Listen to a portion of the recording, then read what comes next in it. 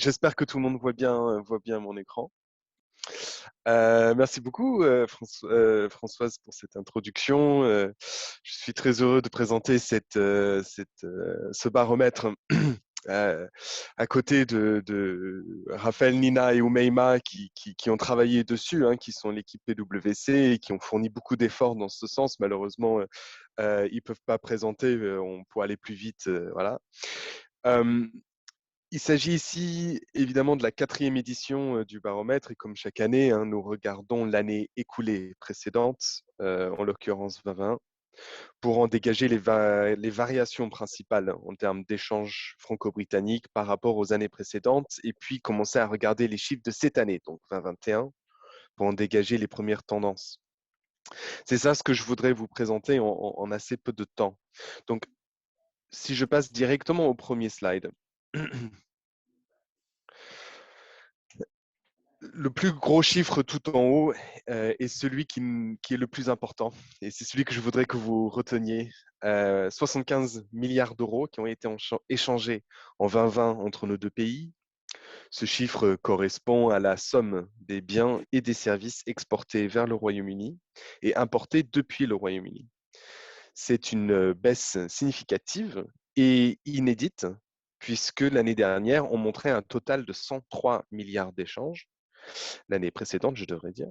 Et puisqu'on est sympa à la chambre, à la Cross Channel Institute, on a fait les maths pour vous. Ça correspond à un chiffre, une baisse de 28% par rapport à 2019. Je pense que cette baisse n'est une surprise pour personne. D'abord le Covid, hein, qui, à partir de mars 2020, a mis un gros frein aux échanges commerciaux avec les difficultés pour traverser la Manche.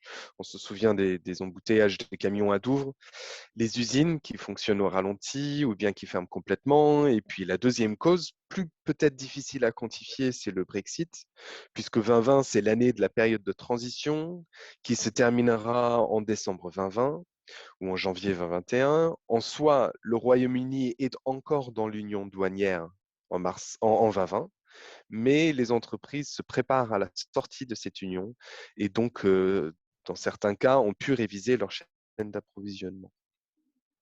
Après ces petits rappels, quelques autres messages clés, hein. Donc, comme vous voyez ici, les échanges de biens, 49 milliards d'euros, dépassent largement les échanges de services, 26 milliards d'euros. On constate que ce sont les services qui ont connu la plus grande baisse, qui est de plus d'un tiers, donc de 35%. Ensuite, c'est intéressant de noter que la France fait partie des peu de pays en Europe et d'ailleurs dans le monde à avoir un excédent commercial avec le Royaume-Uni. Donc, cet excédent commercial, qui est autour de 5 milliards d'euros, ne bouge pas, il est constant avec celui de 2019. Je passe au prochain slide. C'est notre 4e baromètre, comme je l'ai dit, donc on peut se permettre d'afficher les chiffres que nous avons collectés les années précédentes. Et on voit bien des courbes générales, hein. On voit comment les hausses successives depuis 2017, hein, plus 5 puis plus 7%, se sont inversées en 2020, donc moins 28%. Et ces mêmes courbes se montrent dans les services et les biens. Je dois aller relativement rapidement pour aller vers les messages principaux. Donc, les échanges de biens par secteur. Traditionnellement, on montre toujours ces deux slides, hein, celui-ci et le suivant, qui donnent une vision des principaux secteurs de biens et de services qui sont échangés entre nos deux pays. Les noms des secteurs sont ceux de Office of National Statistics, qui est globalement notre source pour ce baromètre. Et on a essayé de garder, tout en mettant des exemples des sous-secteurs qui le constituent.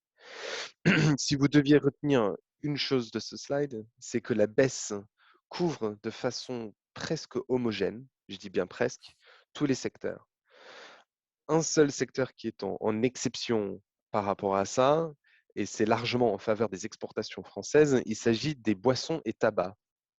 Donc, à retenir, les Britanniques ont continué à consommer les boissons françaises pendant la pandémie.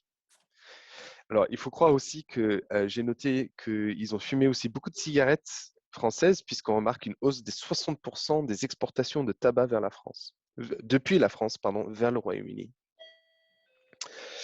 Ça, c'était les biens. Passons maintenant aux services. Pour les, pour les services, la chute couvre tous les secteurs, sauf une. La technologie, qui a connu une augmentation de 15%. Là encore, je pense que cet échange de télécommunications, cette hausse des échanges de télécommunications et de services informatiques n'étonne pas grand monde. Un mot sur les services qui ont un petit peu plus souffert.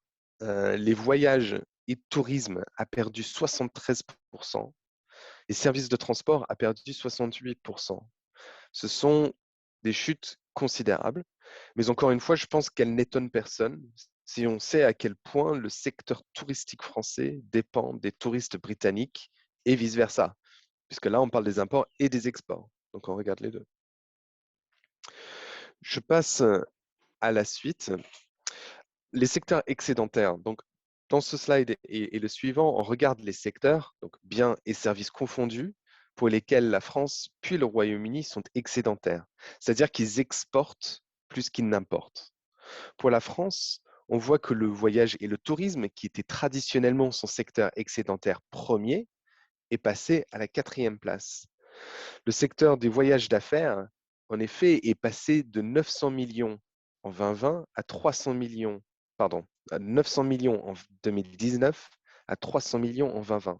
Et le tourisme est passé de 7,5 milliards en 2019 à un peu moins de 2 milliards en 2020. Pour le Royaume-Uni, et je passe au prochain slide, pour le Royaume-Uni, ce sont les services financiers qui ont le plus souffert, mais qui restent quand même notre premier secteur excédentaire. On comprend cela notamment parce qu'il y a l'approche de la fin de la période de transition, qui est aussi la date à laquelle, excusez-moi, les services financiers britanniques perdent leur passeport européen. Et comme vous savez, le TCA, donc le Trade and Cooperation Agreement signé entre l'Union européenne et le Royaume-Uni, ne contient pas d'accord sur les échanges des services financiers. Un autre mot sur les technologies, hein, c'est l'économie britannique qui a un excédent ici, mais ce qu'on fait remarquer dans le petit paragraphe en gris que vous voyez là, c'est qu'en 2019, c'était un secteur en chute, donc de presque 20% par rapport à 2018, sans doute à cause de concurrence des grandes entreprises tech et des États-Unis. En 2020, ce secteur reprend un petit peu, puisqu'il reprend 15%, mais il n'est pas encore revenu au niveau de 2018. Je continue peut-être une dernière observation avant de clore cette présentation. On observe en 2020 l'approche de la fin de la période de transition. Ça veut dire que les entreprises craignant des disruptions en fin d'année 2020, et d'ailleurs, ceux qui, comme moi, ont passé Noël dernier dans le sud-est de l'Angleterre et qui se souviennent des longues files de camions sur les autoroutes anglaises, se souviennent que du coup, cette crainte était sans doute légitime. Pour contrer ça, de nombreuses entreprises se sont constituées des stocks en fin d'année qui serviront à éviter de la disruption dans les usines et dans les magasins, de telle sorte à aider la reprise financière post-confinement. Et c'est bien ce qu'on voit ici dans les courbes, hein. Donc ici, on montre en 2019, il y a une baisse en fin d'année et 2020, ça remonte. Et puis quand on regarde le détail au niveau des exportations et des importations, les importations du Royaume-Uni vers la France, donc c'est les Britanniques qui achètent des produits français, ce chiffre-là a énormément augmenté. Il a pris plus d'un quart dans les derniers mois de 2020, alors que les années précédentes, c'était resté à peu près stable. Je vous laisserai découvrir les autres diapositives parce que j'ai juste envie de terminer avec ce dernier slide qui regarde un petit peu en avant pour 2021. Donc là, ce qu'on regarde, c'est le total des échanges. Donc échange, c'est bien plus service franco-britannique sur les 6 premiers mois. Donc j'ai écrit ici de janvier à août 2019, 2020 et 2021. On voit quand même qu'il y a que la chute continue. Elle est peut-être moins intense. Il faut savoir que si on regarde les 6 premiers mois, à noter que de janvier à mars, en soi, tout se passait bien en 2020. Je dis bien en soi. Et donc en 2021, nous sommes encore dans les premiers mois dans les effets de la pandémie. Mais le point principal quand même là, c'est une grosse baisse des échanges franco-britanniques à cause des premiers mois de la sortie donc de cette période où le Royaume-Uni est en dehors de l'union douanière. Voilà. Donc, pour conclure, je voudrais vous offrir 3 points clés à retenir, 3 chiffres clés. 75 milliards d'euros d'échanges franco-britanniques, soit moins 28% par rapport à l'année dernière. Le seul secteur à avoir connu une hausse, c'est le secteur de la technologie. Et la France est le 5e partenaire commercial du Royaume-Uni, juste derrière les Pays-Bas. Je rends la parole, James. Oui, merci beaucoup, Guy. Oui, on va, sauf si quelqu'un a un burning question, Sylvie, je vous passe la parole parce que comme ça, après, on peut aller plus vite dans les Q&A éventuellement. Donc, Sylvie, pour l'instant, tu es sur mute, donc il faut que tu cliques sur ton machin. Oui, voilà. C'est vrai qu'on nickel. n'a pas l'habitude de faire des zooms. Donc, merci beaucoup pour cette invitation. Donc, moi, ce baromètre est très instructif, un peu inquiétant vu les baisses. Moi, je vais essayer de me tourner délibérément vers l'avenir et de vous parler d'un sujet sur lequel, en dépit de tout ce qu'on entend, la coopération entre la France et le Royaume-Uni est étroite et, je crois, féconde. C'est tout le secteur du climat et même un peu plus largement de la finance soutenable. Alors, il y a eu beaucoup d'actualités avec Glasgow. On sait tous que nous avons à affronter, d'ailleurs, ce n'est pas seulement nos deux pays, et à bien des égards, je parlerai souvent du côté français de la zone euro ou de l'Union européenne, puisque nous y sommes toujours, et que, évidemment, un certain nombre de décisions dépendent du niveau européen. Mais c'est une réalité mondiale. Nous devons affronter dans les années qui viennent une transition profonde, dont je crois qu'on ne soulignera jamais assez ce qu'elle requiert comme changement, avec ce que ça a de motivant, de stimulant et parfois d'inquiétant, il ne faut pas le nier, donc c'est pour ça qu'il faut en parler. Donc je vais essayer de vous dire 3 choses un peu en gros, où en est la finance sur tout ça et notre coopération franco-britannique. Deuxièmement, qu'est-ce qui se fait au plan international et en quoi on travaille bien ensemble là-dessus? Et puis, comment nous travaillons aussi ensemble sur les nouvelles frontières, pourrait-on dire, de cette discussion. Bon, le premier point où en est la finance, je vais passer rapidement, mais je tiens toujours à rendre hommage au discours fondateur de Mark Carney, qui était à la Bank of England à l'époque, Breaking the Tragedy of the Horizon en 2015, qui a vraiment fait prendre conscience du fait que le risque climatique est un risque financier dont la finance doit s'occuper en tant que telle, et donc évidemment les banques centrales qui sont responsables de la stabilité financière. Et on a à ce moment-là commencé à utiliser une typologie où on distingue les risques physiques qui sont consécutifs à des événements climatiques qui peuvent impacter par exemple le secteur agricole ou des usines qui se trouveraient dans des zones inondables, les risques de transition qui font que certains investissements n'auront plus de valeur et le risque de responsabilité. Bon, depuis ce discours de 2015, il y a eu les accords de Paris.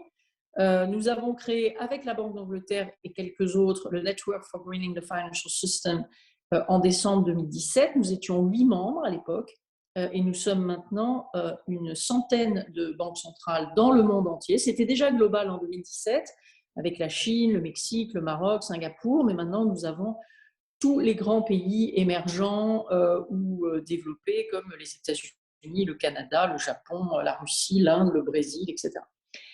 Et donc, dans ce cadre-là, nous travaillons étroitement. Alors, sur quoi? Je vous donne juste quelques focus sur nos portefeuilles non monétaires, qui sont en général assez importants pour les banques centrales. Pour la Banque de France, c'est 23 milliards. Pour l'ensemble de l'eurosystème, évidemment, c'est beaucoup plus. Et donc, dans ces portefeuilles non monétaires, nous nous sommes engagés à walk the talk, à voir comment nous-mêmes, nous mettons en œuvre des achats qui favorisent la transition.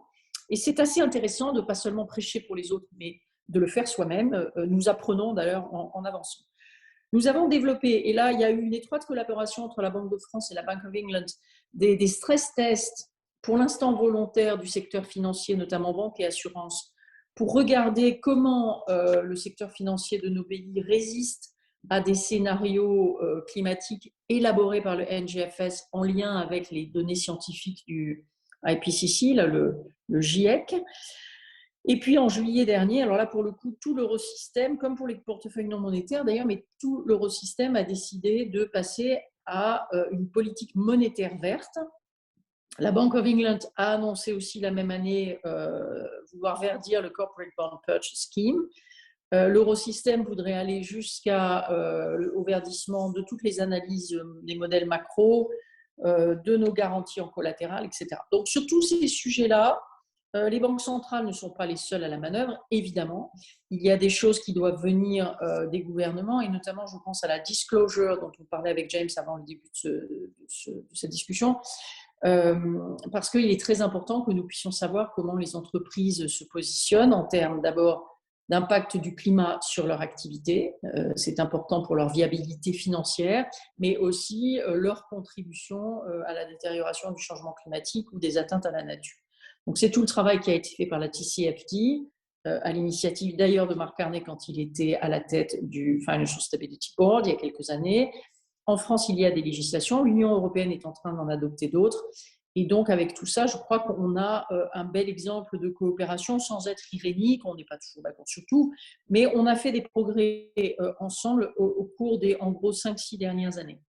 Alors, où est-ce qu'on en est maintenant et quelle est la dimension internationale? Pour la COP26, il y a eu une forte mobilisation. Vous avez entendu parler de la mobilisation des acteurs financiers privés dans cette alliance qui a un acronyme bizarre qui s'appelle GFANZ, qui est le Glasgow Financial Alliance for Net Zero, qui regroupe 450 entreprises mondiales de services financiers qui annoncent vouloir aligner 130 trillions de US dollars, c'est-à-dire à peu près 40% des actifs financiers mondiaux. Ce n'est pas rien, avec un focus sur les plans de transition, comment on arrive à net zero en 2050 avec une baisse importante en 2030.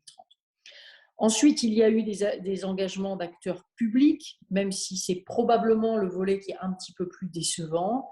Le NGFS a fait sa part, on a publié un certain nombre de pledges, le NGFS en tant que tel, certains de ses membres, une bonne trentaine, et toujours dans le sens d'améliorer les scénarios, d'améliorer la disclosure, de faire en sorte que les politiques monétaires se verdissent petit à petit, de regarder les portefeuilles non monétaires. Je crois que maintenant, les deux grands changements qu'il y a, c'est que plus personne ne doute qu'il y a une question de stabilité financière et plus personne ne doute non plus qu'il peut y avoir un impact sur les prix, ce qui est évidemment le mandat des banques centrales aussi, puisqu'on voit bien sur le prix de l'énergie, sur le prix de l'agriculture, sur des produits agroalimentaires, par exemple, il pourrait y avoir des évolutions assez significatives dans les années qui viennent. Donc, nous faisons un certain nombre de rapports en France, en Angleterre, au niveau européen, sur les engagements climatiques des entreprises. Et je crois que la Bank of England aussi entend étudier les plans de transition des entités régulées. Et la partie britannique a demandé une disclosure obligatoire TCFD dans des délais assez courts. Alors, les nouvelles frontières, je galope un peu, mais je pourrais répondre à vos questions. Quelles sont-elles? Et là aussi, c'est assez amusant parce qu'en dépit de tout ce qu'on peut entendre, je crois qu'on est assez convergents sur ces questions-là. Il y a d'abord la question de la biodiversité sur laquelle le gouvernement britannique a fait faire une review par le professeur Dasgupta l'année dernière et qui a fait apparaître à quel point nous sommes dépendants du capital naturel. Pour le faire très court, et je parle devant des gens de PwC ou du monde de l'entreprise, on a tous appris en économie qu'en gros, il y avait le capital et le travail. Et il faut que nous intégrions dans nos analyses économiques qu'il y a le capital, le travail humain et le capital naturel. Et que ce capital naturel dans lequel on a puisé, que ce soit des matières premières, de l'énergie, de l'eau, de l'air pour faire nos activités industrielles ou de services, eh bien ce capital n'est pas infini. Et dans une planète qui s'est rétrécie, où il y a de plus en plus de population, il n'y a pas de nouveaux territoires où on peut aller comme on l'a fait par le passé, récupérer des ressources, eh bien, il va bien falloir gérer un peu différemment. Et cet intérêt pour la biodiversité je crois que s'il y a 2 pays qui sont en pointe, c'est bien la France et le Royaume-Uni, même si ce ne sont pas les seuls. Hein. Les Pays-Bas ont fait un travail considérable, notamment leur banque centrale. Les Allemands, le nouveau gouvernement commence à s'y intéresser, l'Union européenne aussi, et certains pays du monde, évidemment, très touchés par les déforestations, etc. L'autre lien qui est intéressant, alors et oui, il y a un lien entre biodiversité et climat. Il y a aussi un autre sujet à cause de la pandémie et de travaux. J'ai eu la chance de participer à une commission du WHO Europe, de l'OMS Europe, avec des grandes personnalités britanniques comme Martin McKee ou Jim O'Neill. Et nous avons travaillé aussi sur ce concept de One Health qui invite à regarder la santé humaine en lien avec la nature, le climat, les changements qu'il y a au niveau de la planète. Et vraiment, j'attire l'attention de tous ceux qui sont dans la finance là-dessus parce que c'est un champ qui est peu défriché à ce stade, mais on a bien vu l'ampleur des soutiens financiers qui ont dû être mis en place pour un virus inconnu. Et malheureusement, il pourrait y en avoir d'autres, multiples, plus graves, plus létaux. Donc, je crois que là aussi, il y a tout un travail à faire sur la finance et je rends vraiment hommage à ces collègues britanniques avec qui j'étais dans cette commission. Donc, le WHO Europe, c'est 53 pays d'Europe. Hein. Il y avait la Russie, le Caucase, on n'était pas seuls. Mais c'était extrêmement intéressant. Donc, en gros, on a travaillé depuis 2015 sur le climat. Ça, c'est très avancé, très connu. Et on travaille depuis l'année dernière, notamment la TNFD, la Task Force on Nature-Related Financial Disclosure, qui est présidée par David Craig et Elisabeth Mrema, qui est la représentante de l'Organisation mondiale de la biodiversité. Le siège est à Londres, mais il y a un hub à Paris, à l'AFD, et ces sujets santé. Donc, je conclue simplement en disant que je crois qu'il faut que nous soyons conscients des responsabilités que nous avons. Et je le dis avec un peu de solennité, si je puis me permettre. Notre génération affronte des défis qui sont des défis profonds, qui touchent au vivant, en fait, dans son ensemble, la nature et l'être humain ensemble, qui touchent à des changements démographiques et géopolitiques où, sincèrement, France, Royaume-Uni, Allemagne, on est tous dans le même bateau, qui nous amènent à devoir travailler avec des pays émergents, c'est bien, mais où nous ne devons pas non plus nier que, vu des pays émergents, nous sommes tous dans le même bateau, des Occidentaux qui ont eu le pouvoir à une époque, qui ont pollué à une époque, qui font peut-être des efforts maintenant, mais on a bien vu à Glasgow que le dialogue Nord-Sud n'était pas toujours facile. Donc moi, pour ma part, et à mon modeste niveau à la Banque centrale, je ferai toujours tout pour maintenir le dialogue, un dialogue qui peut être un peu dynamique, on n'est pas forcément obligé d'être d'accord sur tout, mais je crois que nous devrons tourner la page de certains événements des dernières années et regarder résolument devant et nous occuper ensemble de ces sujets fondamentaux, sans parler des menaces géopolitiques qui pointent à l'horizon. Voilà, merci beaucoup de m'avoir invité. Je vous repasse la parole, James. Merci beaucoup, Sylvie. Ouais, en écoutant Sylvie, je pense que Guy et Françoise, il y a un défi à relever sur les baromètres à l'avenir, de comment les orienter en plus de ce qui est fait déjà vers des statistiques liées à la sustainability, au climat, etc. Ça, c'est peut-être quelque chose à discuter à l'avenir. Alors, Anna Botta est avec nous, comme Françoise a dit tout à l'heure, que je rappelle à tout le monde, est directrice de la recherche chez Euler Hermès.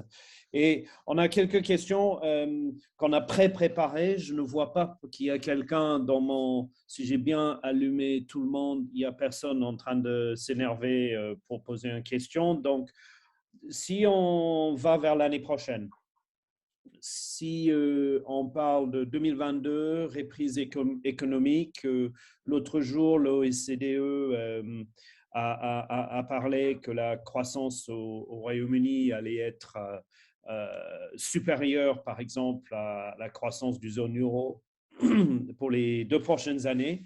Et je ne sais pas si Anna, vous voulez ouvrir, et après, si Sylvie, vous avez quelque chose à ajouter là-dessus, qu'est-ce que ça explique, quels sont les drivers, etc. Oui, merci beaucoup, James, et bonjour à tout le monde. C'est vrai que la croissance britannique, cette année, du moins, elle est égale à celle française. On est à 6,7 dans les 2 pays. Une surprise assez positive tirée par la demande domestique, que ce soit le consommateur ou les entreprises qui avaient beaucoup de matelas de trésorerie suite aux aides étatiques en 2020 et qui ont investi malgré les disruptions sur les chaînes de valeur qui ont probablement réduit ce potentiel d'investissement. Mais en allant plutôt vers 2022, effectivement, on est dans une configuration où le Royaume-Uni va croître plus que la zone euro ou que la France. Donc, on attend 4,4% de croissance en 2020, 2,6% en 2023. Donc, on est encore au-dessus du potentiel. Mais ça, j'ai envie de dire, c'est parce qu'on a encore des effets de rattrapage liés à la pandémie et au Brexit qui sont très importants. Donc, quelque part, c'est une bonne nouvelle parce qu'on aura de la croissance, mais c'est aussi expliqué par le trou qui a été créé à la fois par la pandémie et à la fois par le Brexit. C'est vrai qu'aujourd'hui, on a les variants qui perturbent et qui apportent encore beaucoup de volatilité dans la croissance. Probablement, le quatrième trimestre et le premier trimestre 2022 ne seront pas très forts, donc avec une croissance qui ne sera pas négative, certes, puisque le coût de ces restrictions est moindre, mais qui ne va pas être très forte, autour de 0,5.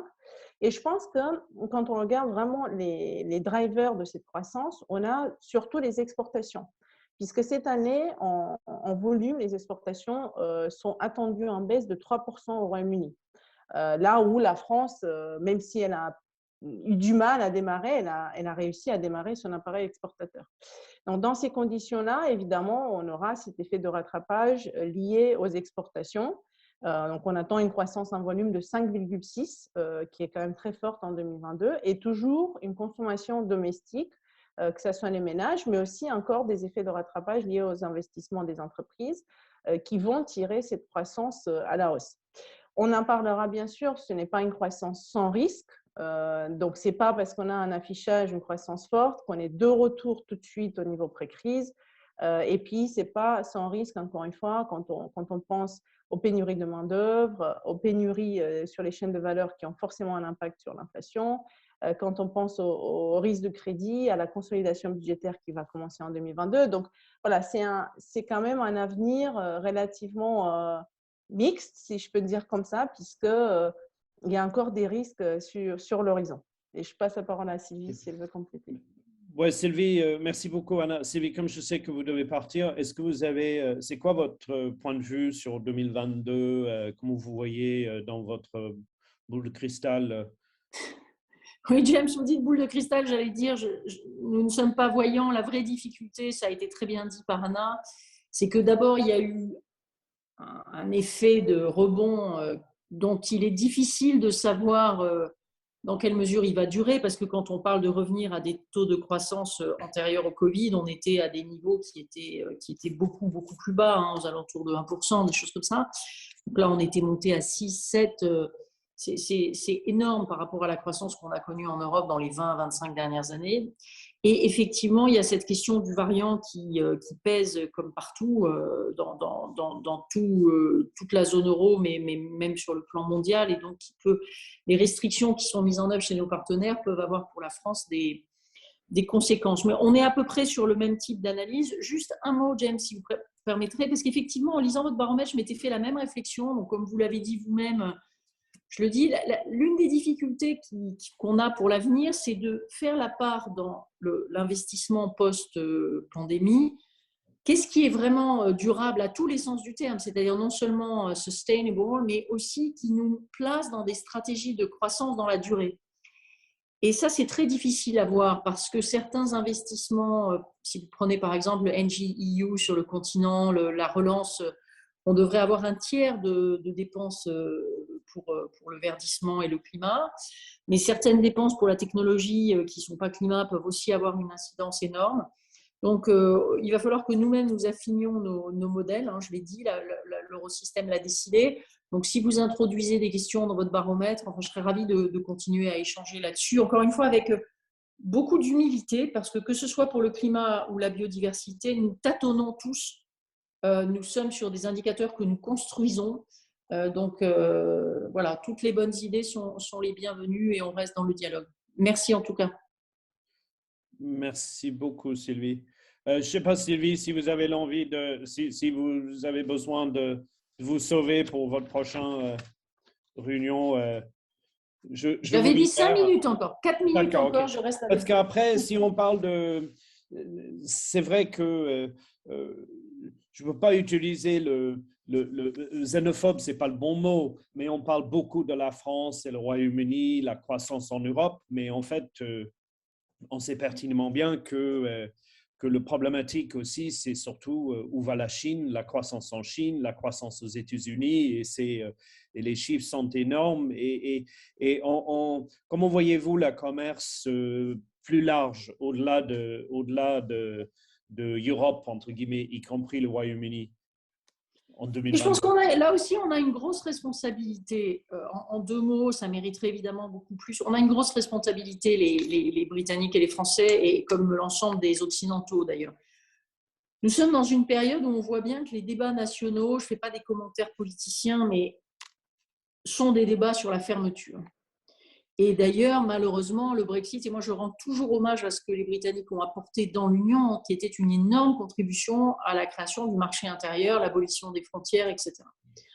Peut-être qu'à certains égards, on a pu aller trop loin, qu'il y a certaines questions de justice sociale au plan mondial, de non-pricing des externalities, comme on dit en bon français, qui font qu'on n'a pas mis en place un système global qui était parfait. Je crois qu'il faut avoir l'intelligence de dire regardez les erreurs. Mais malgré tout, je suis absolument persuadée que, notamment pour l'innovation, nous aurions vraiment intérêt à ne pas refermer les frontières et à maintenir des flux qui sont peut-être un peu plus encadrés, avec des règles qui peuvent comporter des éléments de compliance en matière sociale, environnementale, d'équité ou je ne sais quoi.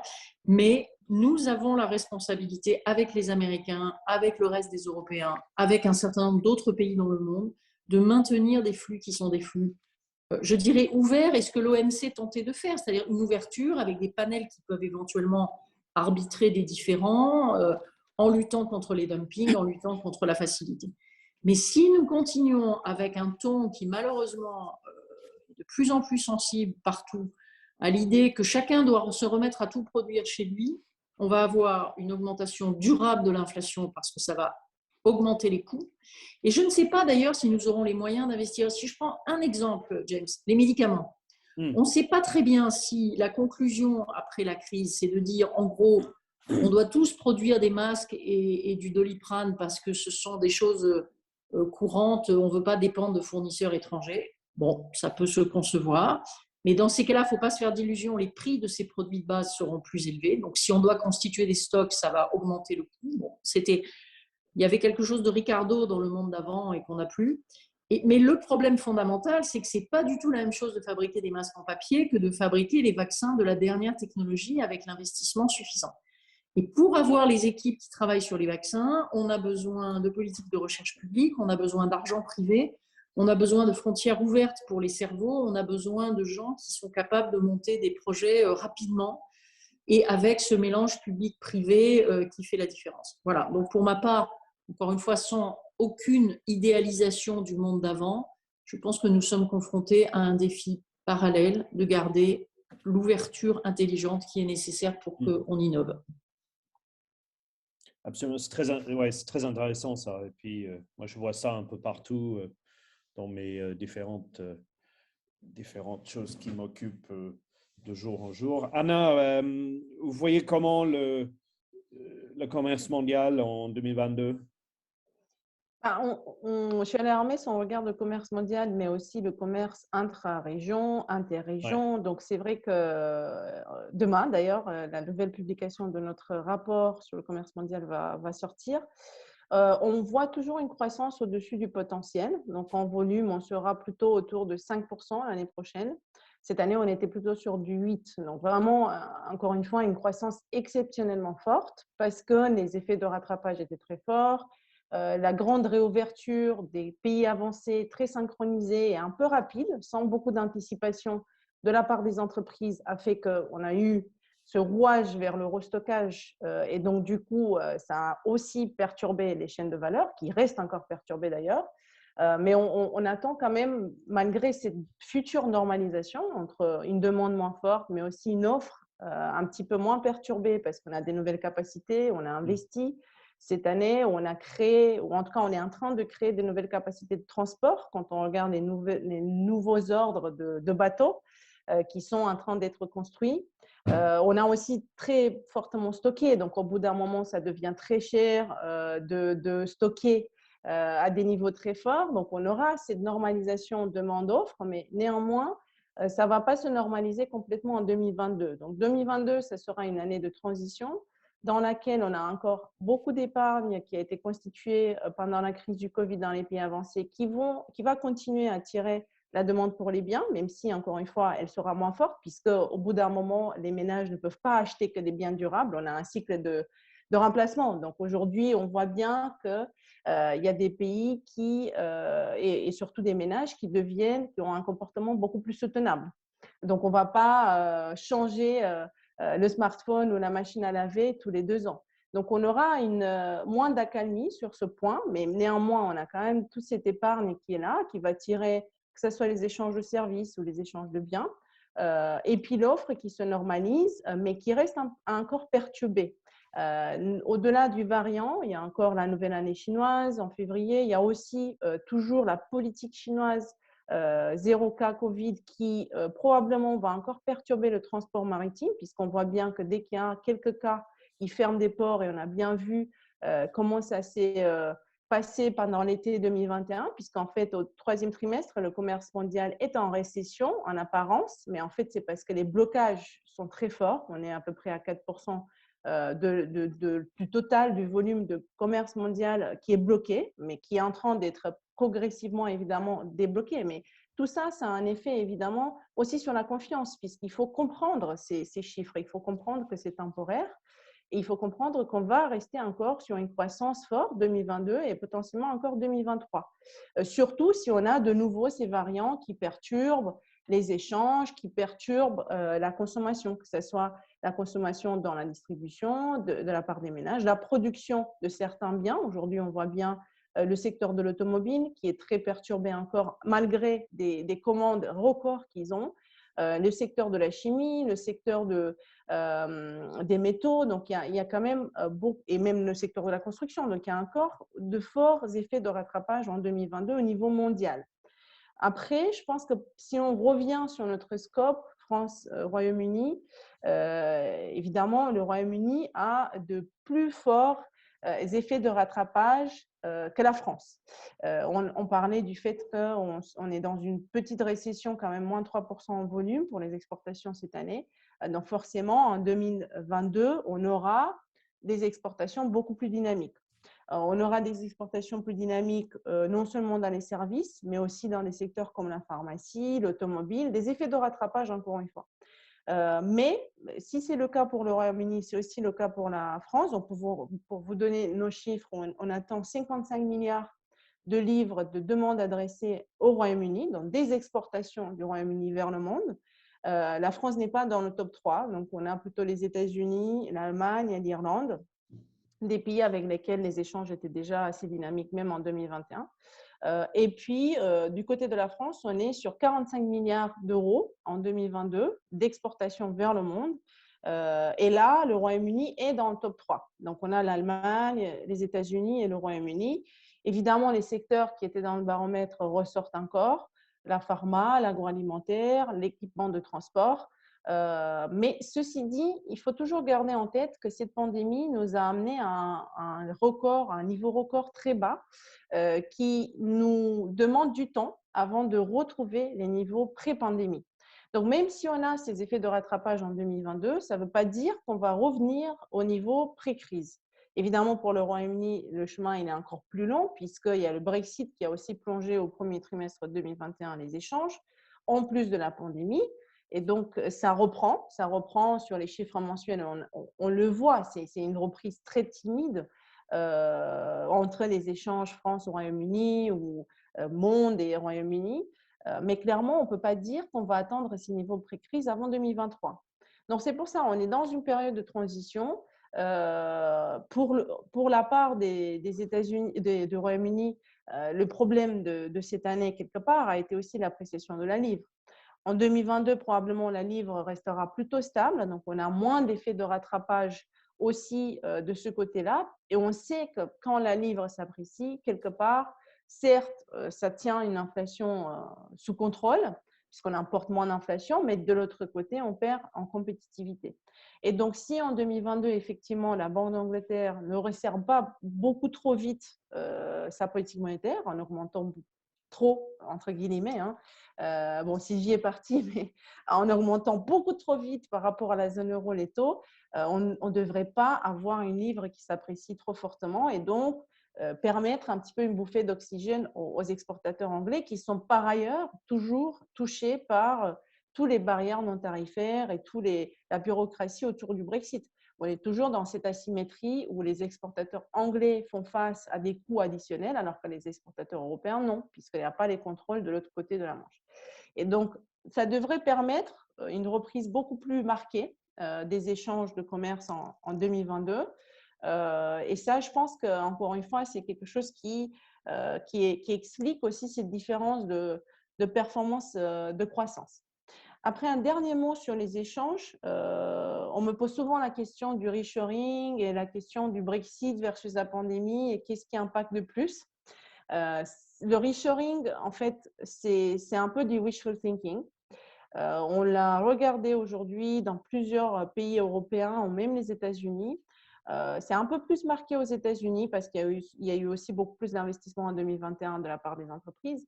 Mais aujourd'hui, la distance, si vous voulez, les importations qui sont pondérées par la distance de leur provenance a augmenté en fait. Donc finalement, on n'a pas réduit cette distance, on n'a pas vraiment fait du reshoring. C'est peut-être aussi temporaire parce que ça a été quand même très compliqué cette année d'augmenter les capacités de production à cause soit des chaînes de valeur qui étaient perturbées pour pouvoir acheter des nouvelles machines, soit des pénuries de main-d'œuvre. Donc, ça peut encore se passer en 2022, même si pour nous, ça va être probablement à très, très petite échelle. Et enfin, sur ce qui est du Brexit versus pandémie, on a regardé quelques indicateurs. Donc, on a essayé d'expliquer les délais de livraison qu'aujourd'hui, les entreprises anglaises, auxquels les entreprises anglaises sont confrontées. Et effectivement, on voit qu'il y a quand même 25% de ces délais qui ne sont pas expliqués par les délais de livraison eux-mêmes des pays avancés, que ce soit les États-Unis ou l'Europe. Donc, on peut conclure qu'effectivement, entre 20 et 25% de ces délais de livraison, qui sont très longs aujourd'hui, peuvent être tirés en fait par le Brexit. Évidemment, c'est temporaire, mais ça montre bien qu'en fait, un Brexit en période de pandémie, de réouverture et de disruption des chaînes de valeur, que ce soit dans les capacités de production mondiale, dans les capacités de transport, c'était peut-être pas la meilleure idée. Donc, quelque part, à un moment donné, on disait, bon, ça va être noyé dans l'effet de la pandémie, mais on le voit bien que ça dure beaucoup plus longtemps, du fait aussi de la dépendance du Royaume-Uni vers les entrants du monde et surtout de l'Europe. Et on voit bien que le Brexit a un impact et qui amplifie les effets qu'on peut avoir par ailleurs sur le commerce mondial et, comme je disais, qui vont perdurer jusqu'en moitié 2022 et qui vont être normalisés seulement en 2023. Ok, merci beaucoup. Comme à la Chambre de Chamber, on est particulièrement fiers par notre ponctualité britannique. Je voulais absolument ouvrir je ne sais pas comment on dit, qu'est-ce que ça s'appelle un Zoom floor, mais est-ce qu'il y a parmi des participants des gens qui ont un commentaire à faire, une question à poser à Anna? Moi, j'ai compris que Anna, tu vois 2022 comme une année de transition, le retour, entre guillemets, ou le début du retour normal 2023. C'est sûr qu'avec des taux de croissance assez spectaculaires. Je cherche désespérément dans mon écran. Je crois qu'il y a une question. J'avais James, Thierry. Thierry, génial, on est sauvé par Thierry. Voilà, j'avais deux questions que j'avais posées sur le chat pour Anna. D'abord, merci à nouveau Anna parce que c'est toujours passionnant. Moi, j'avais deux questions. Une qui concerne les US. Les US sont un peu, on va dire, d'un point de vue économique, le rythme, ils donnent le pouls de l'économie mondiale. Donc, comment est-ce que vous voyez la croissance de l'économie américaine sur les prochaines années, et notamment avec l'administration Biden? Ça, c'est ma première question. Ma deuxième question, c'est sur l'évolution de l'attractivité du site France. Cette attractivité, sur ces dernières années, a considérablement évolué, passant on va dire, de la division locale ou régionale à une division plus mondiale et en ayant une attractivité très forte. Donc, ça m'intéresse aussi de voir dans ce concert, cette évolution globale, l'attractivité du site France. Voilà les deux questions. D'accord, merci. Et je pense qu'il y avait une autre question. Je vais prendre toutes les questions. Allez-y. Vous êtes… Bonjour, pardon, vous m'entendez? Oui. Oui. Oui, absolument. Bonjour. Bonjour, François-Joseph Chicham du cabinet de conseil Flynn Global à Londres. J'avais juste une question sur l'environnement politique, parce qu'il me semble qu'en 2022 aussi, enfin, on le voit depuis maintenant plusieurs mois, voire plusieurs années, la relation franco-britannique est quand même dans une situation assez difficile, avec des tensions autour de l'Irlande du Nord, de la pêche, des migrations. Quel impact ça peut avoir sur les liens économiques avec la France parfois le gouvernement qui annonce des mesures de rétorsion en cas de non-respect par le Royaume-Uni d'obligations. Donc ça peut aussi avoir une influence sur l'environnement économique. Donc comment est-ce que vous voyez les choses par rapport à ça? Et plus largement, comment est-ce que la relation économique peut contribuer peut-être au renforcement de cette relation politique qui est aujourd'hui en difficulté? Et comment trouver des projets économiques bilatéraux qui pourraient, comme ça a été le cas par le passé avec le tunnel sous la Manche, avec le Concorde, et éventuellement relancer cette relation politique qui est aujourd'hui dans une situation quand même assez difficile. Merci. Oui.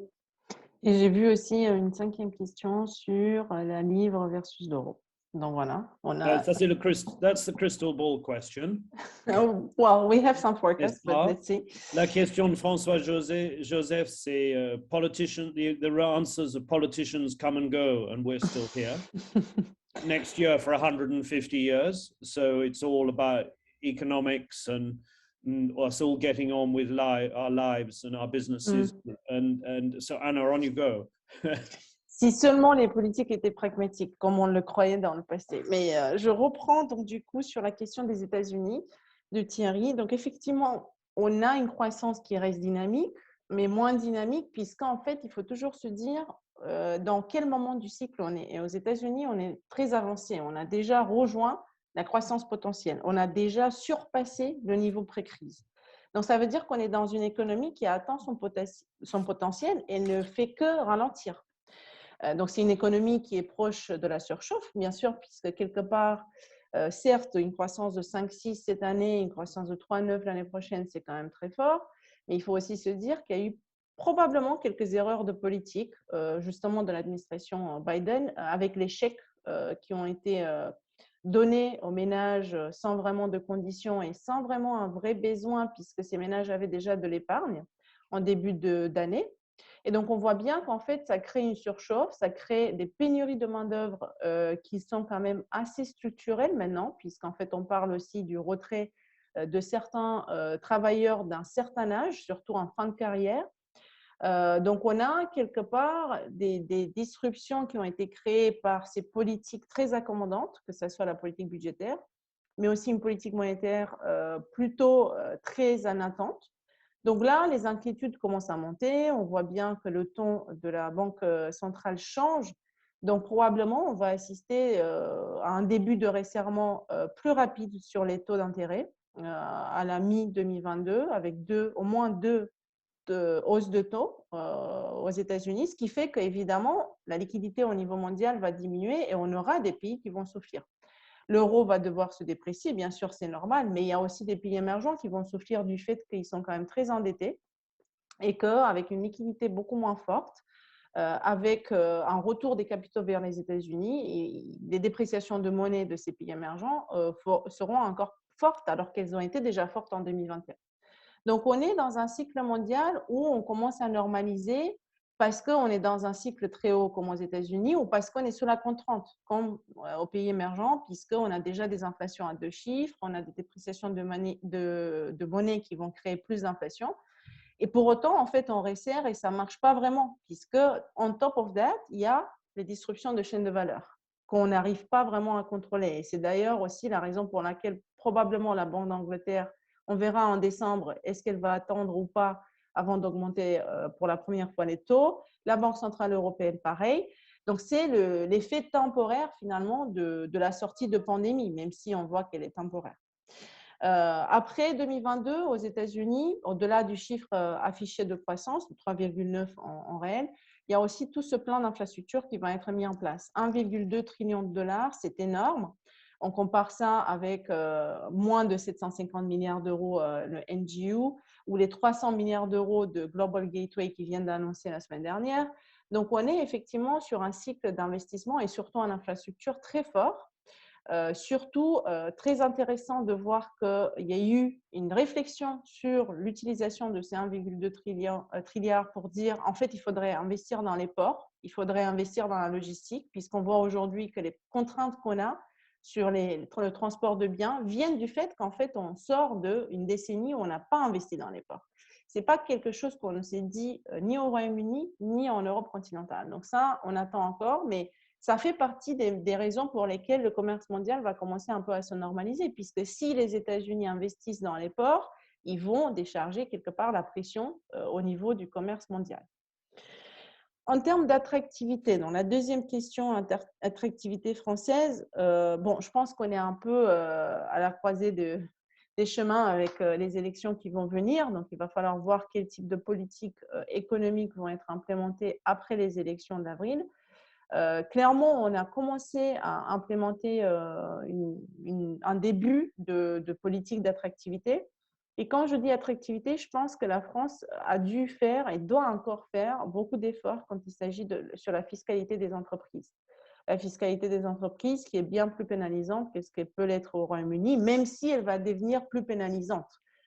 Aujourd'hui, on parle d'une taxe de production qui est encore trop élevée, un TOIES qui est moins élevé, mais quand même plus élevé que la moyenne européenne, des charges patronales et salariales plus élevées que la moyenne de l'Europe. Donc, le discours, aujourd'hui, on voit qu'il est tourné plutôt sur le pouvoir d'achat, mais en réalité, le pouvoir d'achat n'est pas très affecté. Il a été soutenu pendant la pandémie. On a encore cette épargne Covid, même si elle est détenue par une petite partie de la population, il faut réfléchir à comment la mettre au travail, entre guillemets. Et continuer à faire des réformes pour les entreprises, puisque en attendant, les entreprises sont très endettées. Et il va falloir penser à comment les sortir de cette dette excessive par le haut, pas par des défaillances, pas par des gains de productivité en licenciant des gens. Donc, il y a des vraies réflexions, je pense, pour encore rendre le marché français attractif, sans parler des rigidités du marché de travail qui sont encore là. Donc voilà, il y a un cycle de réforme, je pense, qui doit encore être mis en place. Et donc, dans ça, évidemment, les tensions avec le reste du monde restent, bon, et surtout avec le Royaume-Uni, pour répondre à la troisième question, sont quand même assez, je dirais qu'elles sont inquiétantes, mais sans vraiment être alarmistes, puisqu'on voit bien qu'il y a toujours vraiment le coup de poker entre tout le monde, et puis c'est toujours un peu le même discours. On va aller très fort, on va résilier l'accord. Bon, si vous faites ça, on va implémenter des tarifs et vous allez être dans une sortie dure qu'on a évité en début 2021. Et finalement, en fait, à chaque fois, non, en fait, on va encore négocier pendant une semaine, 2 semaines, 1 mois, 2 mois. Donc, je pense que la vraie deadline, c'est quand même en début d'année. Parce que déjà, il faut voir si les contrôles à la douane en Angleterre seront un jour implémentés en 2022. Mais effectivement, je pense que quelque part, il va falloir être un peu pragmatique aussi du côté de l'Europe, puisque de toute façon, pour rétalier, il va falloir l'unanimité européenne. Et aujourd'hui, quand on pense à la Pologne, à la Hongrie, à tous ces pays d'Europe de l'Est qu'on a un peu laissés tout seuls parce qu'on ne les comprend pas très bien et donc qui se rapprochent un peu plus du bloc de l'Est plutôt que du bloc de l'Ouest, on peut aussi voir que peut-être qu'on ne pourra pas retalier finalement, puisqu'il n'y aura pas l'unanimité. Donc, quelque part, je pense qu'il faut garder un certain pragmatisme pour se dire, est-ce que vraiment on veut aller dans ce sens-là? Certes, on va pénaliser davantage le Royaume-Uni que la France, mais quand même, je veux dire, à un moment donné, si on ne peut pas l'implémenter, ça ne sert à rien quelque part. Et je pense vraiment que des pays comme la Pologne ou l'Hongrie sont bien capables de bloquer ce genre de décision, puisque nous-mêmes, on les bloque. Merci Anna. Alors pour terminer, c'est quoi la prévision euro-dollar pour 2022? Ah Allez, oui, bah voilà, on dit dans le mar de café ou l'euro sterling. Donc pour l'euro dollar, bon, je vais vous donner, parce que j'ai le fichier ouvert, hein, je ne les ai pas tête, mais en fin 2022, pour l'euro dollar, on est à 1,17. Donc aujourd'hui, on est à 1,16. Pour l'euro sterling, donc je vous le dis, c'est 0,87, mais dans l'autre sens, je le calcule. Tac. Je vois toujours quand on a des 1,16. speakers qui calculent au même. Hein? On est à 1,16 en fin 2022 et on est, je vais vous dire, pour fin 2023, on est 1,14. Non, voilà. Ok. Donc, on est sur quand même une tendance plutôt relativement stable, même si la livre va continuer quand même à s'apprécier, puisque c'est normal. Je ne pense pas que la Banque centrale européenne va bouger avant 2023. Et donc, on aura ce différentiel de politique monétaire et de taux qui va jouer sur la monnaie. Anna, merci beaucoup. Malheureusement, ce matin, on ne peut pas continuer dans le couloir ou après, parce qu'en Zoom, ils n'ont pas inventé ça encore. Donc, je passe la parole à Thierry pour que tu puisses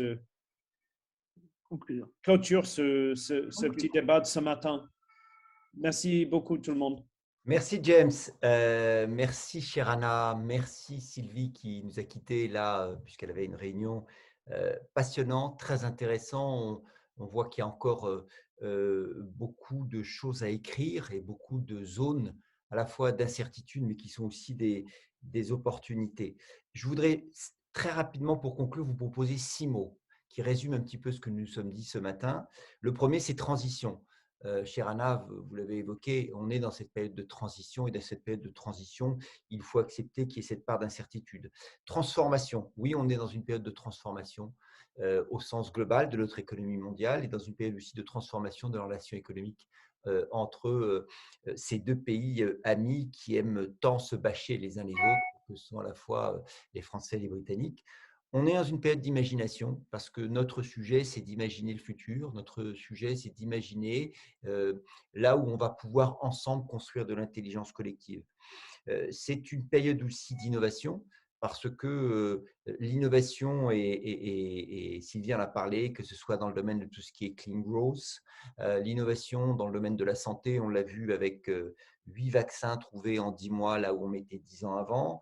C'est l'innovation aussi dans tout ce qui est le secteur financier et de la fintech. Mais l'innovation sera très clairement au cœur on va dire globalement, des croissances économiques. C'est la collaboration. Ne jamais, jamais, jamais arrêter de collaborer.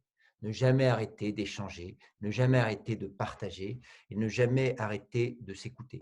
Et puis, le dernier mot, c'est l'éducation. Pourquoi l'éducation?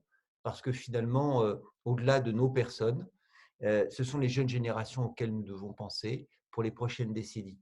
Et ces jeunes générations, elles ont, en tout cas ma génération, notre génération, a pu étudier dans tous les pays en Europe et dans les pays dans le monde. Et le Royaume-Uni est un pays qui, pré-pandémie, a accueilli jusqu'à 14 000 étudiants français qui étudiaient dans cette excellence que sont les universités britanniques.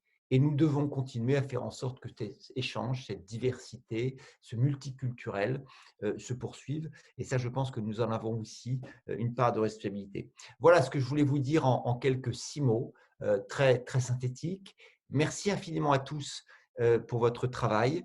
Merci pour la qualité de ce baromètre qui est une référence et qui est devenu une référence. Et chère Anna, merci pour votre fidélité et vos analyses toujours aussi à la fois chaleureuses, ciselées et avec une dimension stratégique qui sont très éclairantes pour nous, modestes chefs d'entreprise. Voilà, passez une très très belle journée et puis je vous dis à très bientôt et si je ne vous vois pas pour certains, Merry Christmas Season.